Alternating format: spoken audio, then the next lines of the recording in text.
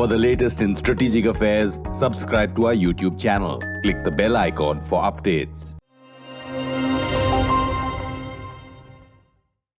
Hello and welcome to StratNews Global.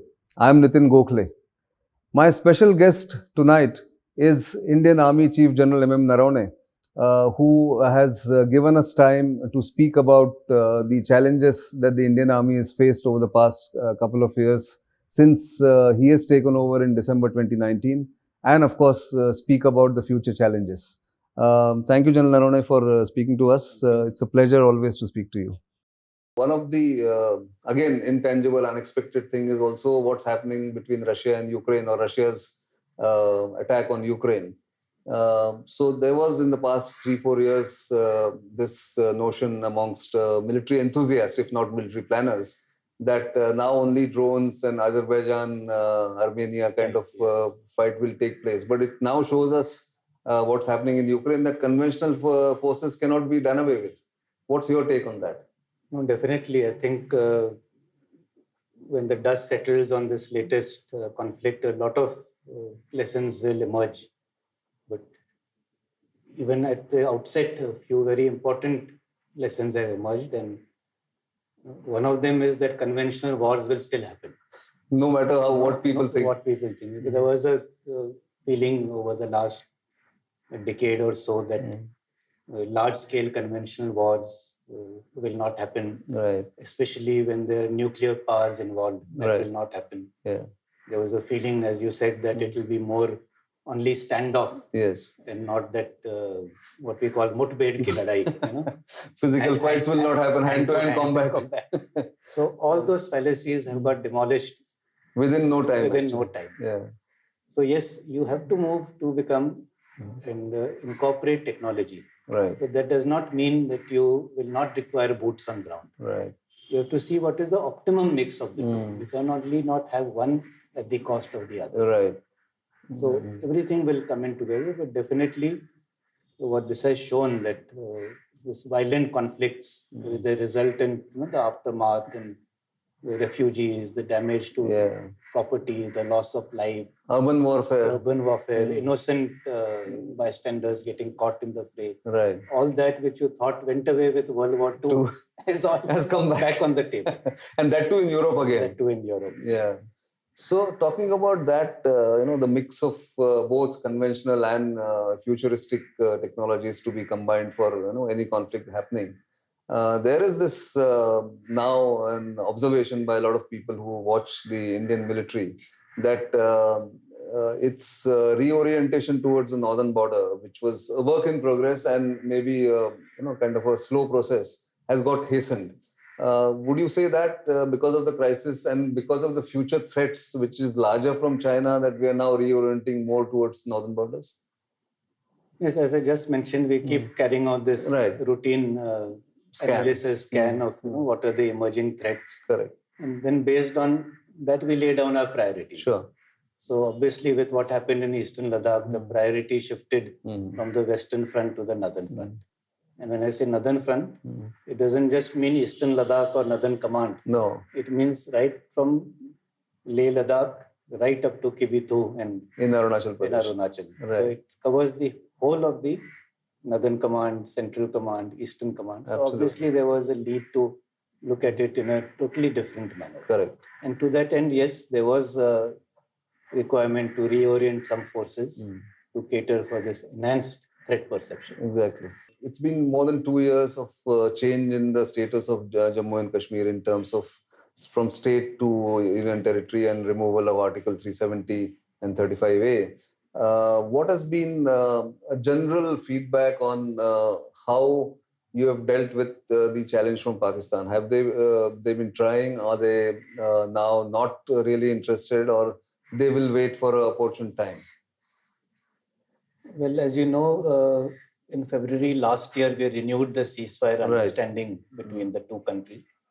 There was always an understanding in place since 2003, but it was being followed more in the breach. Absolutely. And there were violations almost every day. Correct.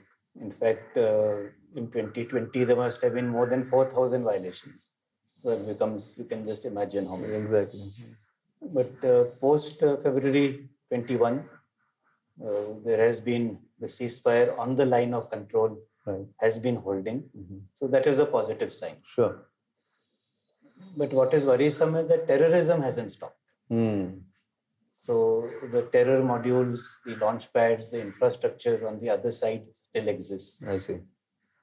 From various intelligence sources, not only army intelligence, but Right. from all of sources, we are aware that terrorists are still waiting and trying to sneak across. We have been able to eliminate a number of these attempts to infiltrate. Almost every other day, there is an encounter somewhere in the hinterland. Sure. And I don't remember the exact figures, but I think during the first 3 months of the year, we would have already neutralized 30 to 35 terrorists. So there's no real let up. So no real let up from that point of view. Yes. And also, there has been an increased trend in targeting soft elements. Okay. For general population. Our general population, just to spread a little bit of that feeling that it's not normal. Right. Right. But those incidents, those sporadic, nevertheless, we shade the whole feeling of normalcy. Throwing a grenade in a market just the other day, that has happened. Right. One civilian got killed and 14 others got injured. Right. It makes no sense. So there is no let up in that sense of the overall perspective. But the main thing which I would like to say is that if they are your own people, then why are you killing your own people? Correct. That means you have no feelings for them or no regard. They're for only them. using them. They're only using them. You have no regard for their life or property by doing the such acts. Correct. So obviously, it's not something that is indigenous. It is fomented and supported morally, materially, financially from outside. And only then can an insurgency or activity like this can sustain. So that doesn't go away. Okay. But anyway, you're keeping a watch. So I suppose Indian armies got used to such long insurgency. But things I would say are better than say 2019. So yes, much better. The overall parameters, when you see the number of stone pelting incidents, or the number of IED blasts, or even these incidents which I'm talking about of grenade throwing here and there, all of those have actually come down. So when we say that the situation has improved, it is not just for saying sake. No, obviously it is based on quantified parameters on which we can say that actually the situation has improved. And in fact, in Gulmarg, for example, there's no room to be had for tourists. Exactly.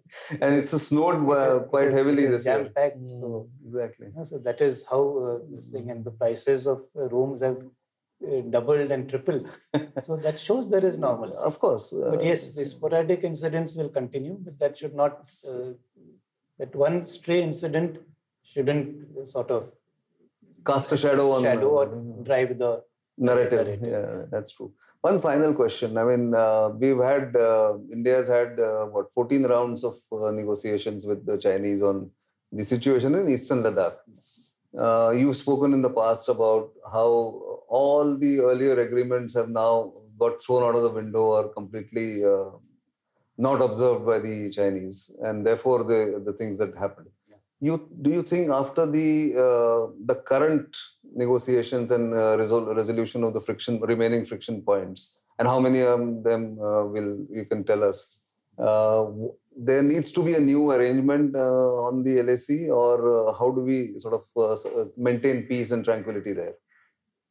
No, we have been having this talks every now and then, and 14 rounds have happened. And by virtue of talking to each other, we've been able to resolve most of the issues, especially those which were post May 2020. Exactly. What is important that we've been able to talk to each other, and as we keep talking with each other, the differences keep getting narrowed down, and that is how, out of the 6 friction points, we've been able to resolve 5. Correct. And I'm hopeful that going ahead, we'll be able to resolve the other areas also. Okay. From the Chinese side also, they have made some very positive statements that we need to resolve the differences between the two sides. But at the end of the day, why this all happened was because of non-adherence to the protocols and the agreements which were existing. Correct. If they had been followed in letter and spirit, this Then would this not wouldn't have happened. Yeah. Exactly. So the protocols are in place. Right. It is just that you have to enforce them in totality and by both sides. Okay. Yeah, and you cannot say I will follow subpara A and not follow B. Okay. So you can't. So if it says not to do something, Right. you don't do it. Right. You can't interpret it to your advantage and suiting your convenience. And you follow it in Ladakh, but don't follow it in Sikkim. No. You can't be doing that either. Right. But I think realization is there that it is in the interests of everyone. Correct. That those which protocols and agreements which were in place, they need to be revived. Absolutely. And perhaps with the lessons learned and the experience that we have gained, maybe further fine-tuned. So that Tweak them. tweak them so that these kind of incidents also don't happen.